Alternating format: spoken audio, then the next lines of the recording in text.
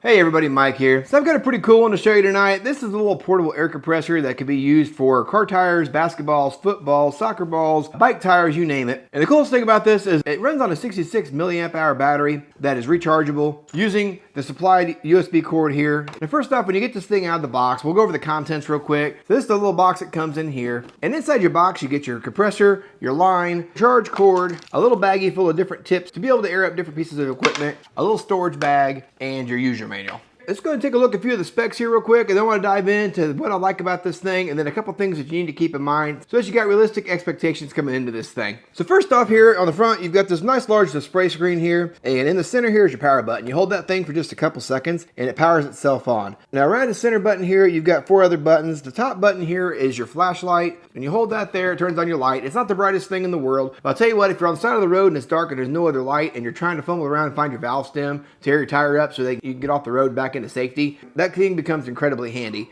If you push that top button one more time, it does go to a flashing red light. And if you hit it again, you got an SOS pattern as well. Hit that button one more time, turns the flashlight off. So let's move to the bottom button next. So if you see up here at the top, you've got this little car at the top. You've got 5 different presets you can set this thing on. Once in the car setting, you could easily change your PSI rating to what it is you need to be. Most cars are going to be somewhere in that 36 PSI range, but you can easily change this all the way up to as high as 150 PSI. So if you've got a truck tire that runs on 80 PSI, no problem, this thing can get it there. Now moving through here, if you push this bottom button a couple more times, it does run through. You got a motorcycle setting, a bike setting, a ball setting for different soccer balls, basketballs, whatnot, and then you've got a custom setting on here as well. Now if you hold that bottom button down, you could switch it from PSI. So if you do that here, you'll see it goes to bar, to KPA. You got your kg setting here, and then hold it one more time, and it takes it back to PSI, which is what most of us are probably going to be most comfortable using. Once you get your settings all aligned like that, you got your plus and minus here, you can adjust your tire pressure. The nice thing about that is if you set it to 40 PSI and turn it on, this thing will run until it hits 40 PSI or the battery dies, one or the other. You can basically walk away from this thing if it's going to be running for 5 or 10 minutes, let it do its thing, and when you come back, you should have an aired up tire and this thing should have shut itself off. So when you turn this thing on, like here, you push the center button,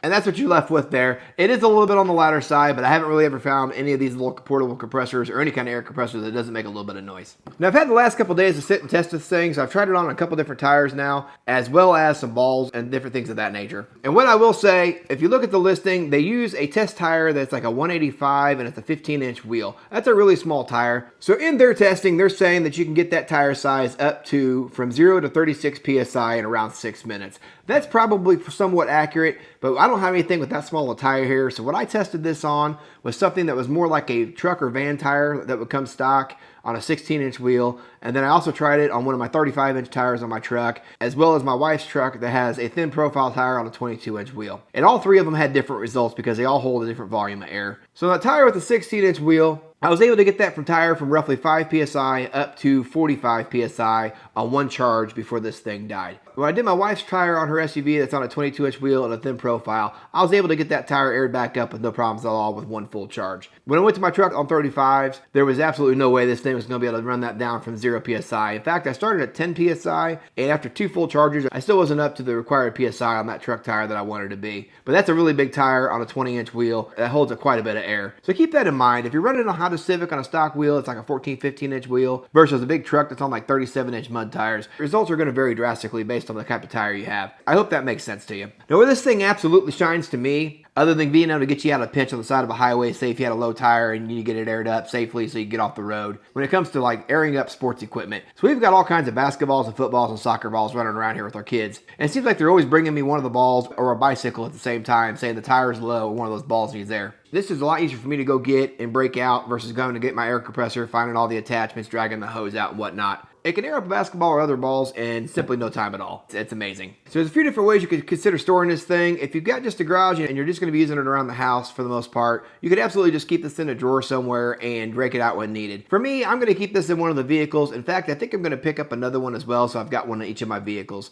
I figured this thing's going to be a great peace of mind having just in case, let's just say I had a flat. I keep a tire repair kit with me anyways, days. So I could easily fix a flat tire on the side of the road, air it up with this thing to get it at least to enough PSI to be able to get it off the road safely where I could find a better spot to park or get the spare put on there at the same time. Not to mention if we go to a soccer game or soccer practice and one of the kids forgot to put air in their ball, I can very easily grab this out, air up their ball for them, get them off to practice, and save the day. And then when it's all said and done, you can put it back in a little storage bag, keep all the contents there, and you're good to go to the next time. Something else that I also thought was equally neat was the fact that because it's got a USB-A and USB-C port on the top of this thing, not only can you charge it from this port, but it can also charge devices as well. So if you were at that soccer practice and you forgot to charge your phone that day, you can easily grab this out, take it with you to the field, and while you're sitting there, you could charge your phone or other devices off this portable air compressor as well. With it having a 66 milliamp hour battery, like I mentioned earlier, you got plenty of battery power there to probably get your phone close to fully charged. But over the last 2 days, I've been extremely impressed with this little unit. This is the first one of its kind that I've ever had. I've had some different models, and they've all held up really well, but nothing this compact in size that is this easy to tote around at the same time. I think it's going to be a great addition to my lineup and different things that we carry on us on a daily basis. And honestly, I feel like this comes in at a great value for what you're going to spend on it,